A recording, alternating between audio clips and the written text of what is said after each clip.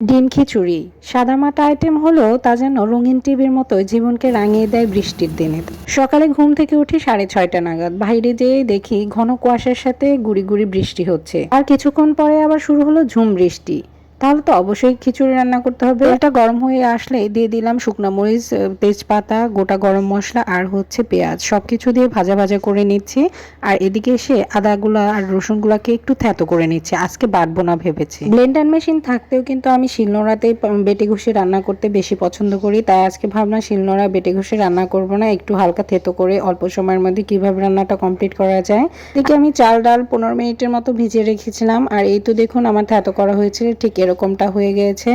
যখন ওই সবকিছু ভাজা ভাজা হয়ে গেছে, তারপরে আমি আদা রসুন দিয়ে আরেকটু ভাজা ভাজা করে নিব। এই সময়ে চুলার আঁচটা মিডিয়াম টু লোতে রাখতে হবে। মশলা ভাজা থেকে কষানো পর্যন্ত এই জিনিসটা খুবই সেন্সিটিভ, এটা পুড়ে গেলে খুবই বাজে লাগে। আর এখন আমি দিয়ে দিচ্ছি পরিমাণ মতো হলুদ দেওয়ার পরে দিয়ে দিব পরিমাণ মতো লবণ।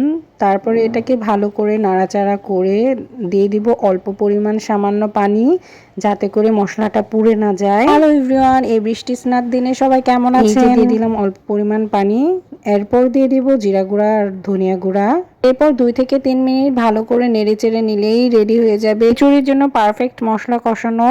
এই তো আমি এইভাবেই শর্টকাটে যখন খিচুড়ি খেতে মন চায় তখন এইভাবে রান্না করে থাকি বেশি। যখন উপর দিয়ে এরকম কষানোর পর তেল ছেড়ে দেয়, ঠিক সেই মুহূর্তে দিয়ে দিব আগে থেকে ভিজিয়ে ঝরিয়ে রাখা চাল আর ডালগুলো।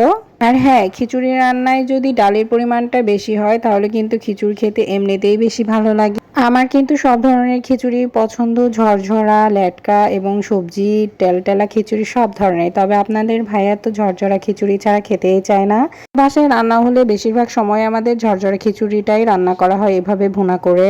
এদিকে সবগুলো মশলা দিয়ে চাল ডালগুলোকে ভালো করে মিক্সড করে নিলাম। এখনই দেখে বেশ ডেলিশিয়াস লাগছে, মনে হচ্ছে যে এখনই অনেকটা হয়ে গেছে। আর খিচুড়ি সব থেকে বিশেষ জিনিস এটা হচ্ছে খিচুড়ি খাওয়ার সময় মুখে যখন ডালের বাইট লাগে, প্রত্যেকটা ডাল এরকম আনাম আনাম থাকবে, এটা আমার বেশি ভালো লাগে। আর ঝরঝরা ভুনা খিচুড়ি রান্না করার প্রধান উপাদান হচ্ছে এই পানিটা যদি ঠিকঠাক থাকে তাহলে সবকিছু ঠিকঠাক হয়, আর বেশি হয়ে গেলে ল্যাটকা হয়ে যেতে পারে।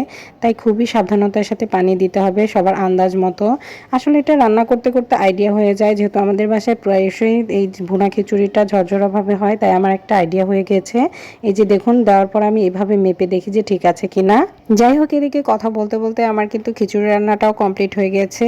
এখন দেখুন কতটা ঝরঝরে হয়েছে। ঠিক এই মুহূর্তে আমি দিয়ে দিই কাঁচামরিচ আর হচ্ছে ঘি উপর থেকে ছড়িয়ে দিয়ে এটাকে দমে রেখে দিই আরো 3 থেকে 4 মিনিটের মতো। তো সবগুলো উপকরণকে মিক্সড করে 4 সাইড থেকে ট্যাপ ট্যাপ করে এভাবে দমে রেখে দেই, আর তারপরে রেডি হয়ে যায় পারফেক্ট খিচুড়িটা চুলা থেকে নামিয়ে গরম গরম ডিমটা ভেজে এদিকে খুব ক্ষুধা লেগে গেছে, খেয়ে নিচ্ছি। তো গাইস, ভিডিওটি ভালো লাগলে লাইক আর বেশি বেশি শেয়ার করে দিবেন প্লিজ।